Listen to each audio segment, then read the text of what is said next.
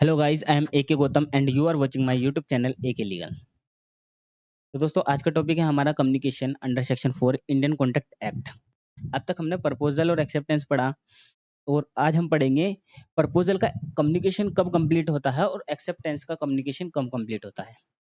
ये जो टॉपिक है थोड़ा सा टेक्निकल है, इसलिए आपको ध्यान से थोड़ा सा समझना पड़ेगा क्योंकि इसमें काफ़ी कन्फ्यूजन होते हैं। हर किसी को कन्फ्यूजन होती है, लेकिन समझते हैं इस चीज़ को ध्यान से।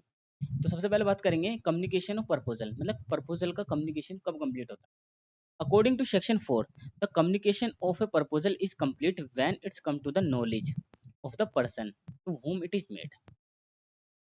तो सेक्शन 4 के अकॉर्डिंग जैसे ए है और बी है, यहाँ पे मैंने एग्जांपल भी लिखा हुआ है लेकिन मैं आपको समझा देता हूँ। तो ए ने जैसे ही लेटर दिया करा, मतलब प्रपोजल दिया बाय थ्रू लेटर, तो जैसे ही ये बी के पास पहुंचा, बी को रिसीव हुआ, तो कम्युनिकेशन ऑफ प्रपोजल कंप्लीट हो गया। सिंपल सा है। तो कम्युनिकेशन ऑफ प्रपोजल तो सिंपल सा है। जैसे ही ए ने लेटर पोस्ट करा बी के पास, जब रिसीव हुआ, जैसे ही बी की नॉलेज में आ गया, तो ये प्रपोजल ऑफ कम्युनिकेशन हो गया। लेकिन अब बात करेंगे प्रपोजल कम्युनिकेशन ऑफ एक्सेप्टेंस की, क्योंकि ये थोड़ा टेक्निकल है कि यहाँ पे क्या है, प्रपोजल और एक्सेप्टर के अगेंस्ट में अलग अलग टाइम पे कम्युनिकेशन कंप्लीट होता है। तो according to section 4, the communication of acceptance is complete as against the proposer when it is put into है यहाँ पे into a course of transmission him so as to be out of the power of acceptor as against the acceptor when it's come to the knowledge of the proposer. Simple सी बात है, जो मैंने बोला अभी आपके समझ में नहीं आया होगा कि मैं आपको यहाँ से समझाता हूँ, और ये इसका एग्जाम्पल है, तो इसी एग्जाम्पल को मैं समझाऊंगा। तो क्या है, जैसे कि हमने प्रपोजल ऑफ एक्सेप्ट वो कम्युनिकेशन ऑफ प्रपोजल पढ़ लिया कि जैसे ही एक्सेप्टर की नॉलेज में आया तो हो जाएगा। बट अब जिसने एक्सेप्ट करा, तो इसने क्या लिखा, लेटर लिखा, और जैसे ही एक्सेप्टर ने लेटर पोस्ट करा, जैसे ही इसने पोस्ट करा, तो प्रपोजर के अगेंस्ट में ये तभी एक्सेप्टेंस ऑफ कम्युनिकेशन हो गया, कम्युनिकेशन ऑफ एक्सेप्टेंस हो गया। मतलब जैसे ही इसने लेटर पोस्ट करा, तो क्या कहते हैं, प्रपोजर के अगेंस्ट में ये कम्युनिकेशन हो जाता है। वहीं जैसे ही प्रपोजर की ये लेटर प्रपोजर के पास पहुंचा, तो एक्सेप्टेंस के अगेंस्ट में ये कम्युनिकेशन ऑफ एक्सेप्टेंस हो जाता है। तो सिंपल सा आप समझे होंगे, जैसे ही लेटर पोस्ट करता है, मैं जैसे ही इसने अपनी दे दी, तो ये इसके अगेंस्ट में हो जाता है, और जैसे ही इसकी नॉलेज में आता है प्रपोजर के, तो इसके अगेंस्ट में हो जाता है। अगर इससे क्या होगा, तो इसका एक इलस्ट्रेशन मैंने दिया है एग्जाम्पल के लिए, जिससे आपको और क्लियरिटी हो जाएगी। पहले प्रपोजल का देखते हैं। ए प्रपोज टू सेल हाउस, मतलब ए ने प्रपोज करा बी को अपना घर बेचने के लिए बाई लेटर। तो जैसे ही लेटर डिस्पोज हुआ 1 जनवरी को, लेटर तो इसने डाला 1 जनवरी को, लेकिन जो लेटर पहुंचा बी के पास, वो पहुंचा कब, 4 जनवरी को। तो यहाँ पे जो कम्युनिकेशन है प्रपोजल का, वो कंप्लीट हो रहा है 4 जनवरी को। समझे आप, कि मतलब जैसे ही लेटर रिसीव हो रहा है, जिसके लिए लेटर भेजा जा रहा है, जिसको ऑफर दिया जा रहा है, जब उसके पास नॉलेज आ जाती है ऑफर की, तो प्रपोजल ऑफ कम्युनिकेशन हो जाएगा, कम्युनिकेशन ऑफ प्रपोजल हो जाता है, प्रपोजल का कम्युनिकेशन हो गया। अब बात करते हैं एक्सेप्टेंस की। एक्सेप्टेंस का मैंने बताया थोड़ा टेक्निकल है क्योंकि अलग अलग टाइम पे होता है। तो जैसे चलो, यहाँ पे ए एंड बी है, तो ए एंड बी ने क्या कहते हैं, प्रपोजल तो हमने देख लिया, प्रपोजल हो गया। अब प्रपोजल हो गया, तो बी को एक्सेप्टेंस भी तो देनी पड़ेगी, तभी तो कॉन्ट्रैक्ट बनेगा। तो बी ने जैसे ही एक्सेप्टेंस के लिए लेटर पुट करा, ये जो लिखा हुआ है ना, put into course of transmission, जैसे ही लेटर उसने डाला, और इसने लेटर डाला कब, 6 जनवरी को। तो 6 जनवरी को क्या हुआ, जैसे ही इसने 6 जनवरी को लेटर डाला, तो अगेंस्ट प्रपोजर यानी कि ए के अगेंस्ट में तभी कम्युनिकेशन ऑफ एक्सेप्टेंस हो गया। मतलब कि 6 जनवरी को ही यहाँ पे इसके ए के अगेंस्ट में कम्युनिकेशन कंप्लीट हो गया एक्सेप्टेंस का, जैसे इसने लेटर डाला। और 6 जनवरी को ही अब ए बाउंड है कॉन्ट्रैक्ट के, bound by contract, but the letter, लेकिन जो लेटर है वो 2 दिन बाद पहुंचता है ए के पास। तो यानी कि जैसे ही ए के पास पहुंचता है, ए की नॉलेज में आ जाता है वो, तो ये कम्युनिकेशन कंप्लीट हो जाता है किसके अगेंस्ट में, बी के अगेंस्ट में। तो यानी कि 8 जनवरी को जो बी है, वो भी बाउंड हो जाता है बाय कॉन्ट्रैक्ट 8 जनवरी को। तो आप समझ गए होंगे कम्युनिकेशन, जैसे ही बी लेटर पोस्ट करता है, तो एक ही नॉलेज में आ जाता है जब बी के अगेंस्ट में।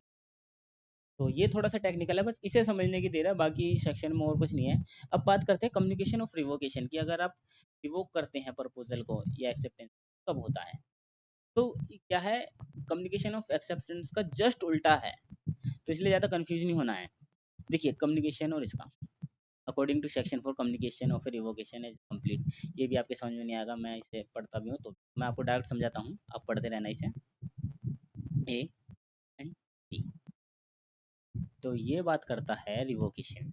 जैसे ही ए ने, एग्जांपल है इसी बता रहा हूँ, तो ए ने जैसे ही रिवोक करा अपना क्या बाय टेलीग्राम, तो जैसे ही रिवोकेशन कंप्लीट कब हो जाएगा एज अगेंस्ट ए, मतलब ए के अगेंस्ट में तभी हो जाएगा जैसे ही ये टेलीग्राम डिस्पैच करता है। तो जैसे ही टेलीग्राम या कोई भी पोस्ट करता है तो ए के अगेंस्ट में तभी रिवोकेशन हो जाएगा। और बी के अगेंस्ट में कब होगा? जैसे ही जो इसने ए ने जो डिस्पैच करा और वो बी को रिसीव होता है 1 या 2 दिन बाद, तो बी के अगेंस्ट में रिवोकेशन हो जाएगा। ये भी सिंपल सा ही है। तो रिवोकेशन का इतना ही समझना है सिंपल सा। ए जैसे ही डिस्पैच करता है रिवोकेशन के लिए, तो ए के अगेंस्ट में हो जाता है रिवोकेशन, और जैसे ही बी के रिसीव में आता है तो बी के अगेंस्ट में हो जाता है communication of revocation. I hope guys आपको सेक्शन 4 अच्छे समझ में आ गया होगा, लेकिन एक केस और समझेंगे, उसे थोड़ा सा मतलब पीछे के रूल को थोड़ी देर के लिए भूल जाइए। वो इसलिए क्योंकि एक केस है जिसने नया थोड़ा सा क्वेश्चन निकाला। तो जो सेक्शन 4 बात करता है भाई पोस्ट टेलीग्राम इन सब की बातें करता है, लेकिन वो साइलेंट कहाँ था? टेलीफोन कन्वर्सेशन के पे। क्योंकि हो सकता है उस टाइम पे ये सारी चीज़ें थी नहीं जब कहते हैं ये कॉन्टैक्ट बना, क्योंकि पहले तो लेटर वगैरह ही पोस्ट करे जाते थे कॉन्टैक्ट। तो यहाँ पे क्या हुआ इस केस में, इन दिस केस जो ऑफर है वो होता है अहमदाबाद से, प्लेंटिव जो है ऑफर देता है अहमदाबाद से, डिफेंडेंट होता है वहाँ पे खाऊं गाँव में। टेलीफोन पे इनका कॉन्टैक्ट होता है बाई सर्टन गुड्स, मतलब कुछ चीज़ के लिए। डिफेंडेंट जो एक्सेप्ट करता है प्रपोजल एट खाऊं गाँव, क्योंकि वो गाँव में रहता है, और उसके बाद में ब्रीच ऑफ कॉन्ट्रैक्ट के उसमें प्लेंटिव शूट कर देता है डिफेंडेंट को कहाँ? अहमदाबाद में। तो यहाँ पे जो क्वेश्चन उठता है ना वो जुरिडिक्शन का उठता है, क्योंकि डिफेंडेंट का ये होता है कि मैंने जो एक्सेप्टेंस दी है वो तो खाऊं गाँव में दी है, वो अपने सेक्शन के। तो यहाँ पे जो कोर्ट अप्लाई करता है in this case, telephone conversation in sense of the parties are in presence of each other, each party is able to hear the voice of other, मतलब कि दोनों हर पार्टी एक दूसरे को सुनने के लिए एबल थी। तो यहाँ पे जो रूल होता है वो instant communication of speech intimating of work and acceptance का होता है।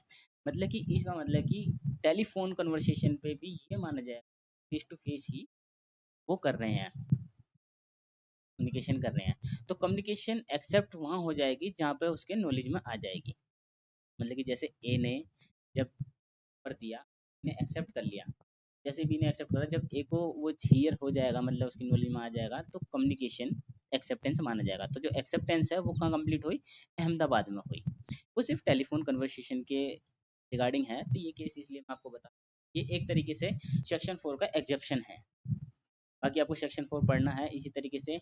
एंड होप गाइस कि आपको सेक्शन में आ चुका हो कम्युनिकेशन। हो सकता है थोड़ा सा टेक्निकलिटी की वजह से थोड़ा कम भी समझ में आया, लेकिन आप इसे दोबारा देखेंगे तो आपको जरूर समझ में आ जाएगा। And thank you guys for watching this video.